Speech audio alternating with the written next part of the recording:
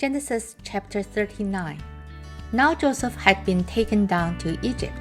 Potiphar, an Egyptian who was one of Pharaoh's officials, the captain of the guard, bought him from the Ishmaelites who had taken him there. The Lord was with Joseph, and he prospered, and he lived in the house of his Egyptian master. When his master saw that the Lord was with him, and that the Lord gave him success in everything he did, Joseph found favor in his eyes and became his attendant. Potiphar put him in charge of his household, and he entrusted to his care everything he owned. From the time he put him in charge of his household and of all that he owned, the Lord blessed the household of the Egyptian because of Joseph. The blessing of the Lord was on everything Potiphar had, both in the house and in the field. So he left in Joseph's care everything he had. With Joseph in charge, he did not concern himself with anything except the food he ate. Now Joseph was well-built and handsome. And after a while, his master's wife took notice of Joseph and said, "Come to bed with me." But he refused. "With me in charge," he told her, "my master does not concern himself with anything in the house.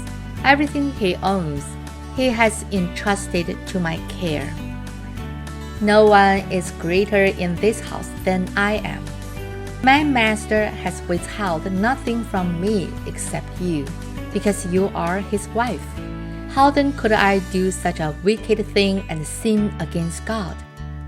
And though she spoke to Joseph day after day, he refused to go to bed with her or even be with her.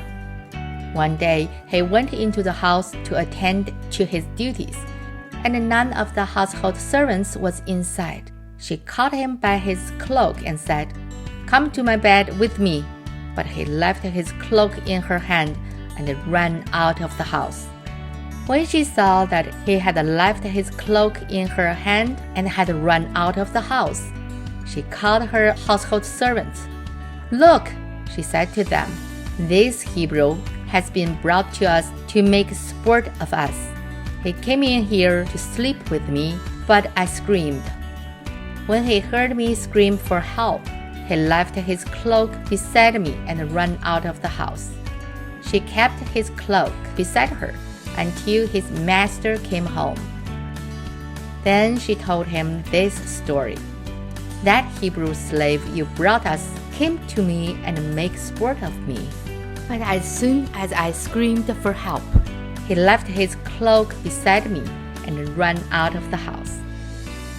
When his master heard the story his wife told him, saying, "This is how your slave treated me," he burned with anger.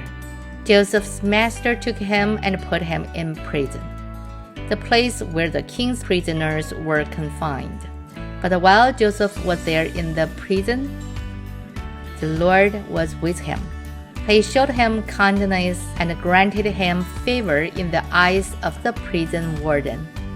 So the warden put Joseph in charge of all those held in the prison, and he was made responsible for all that was done there.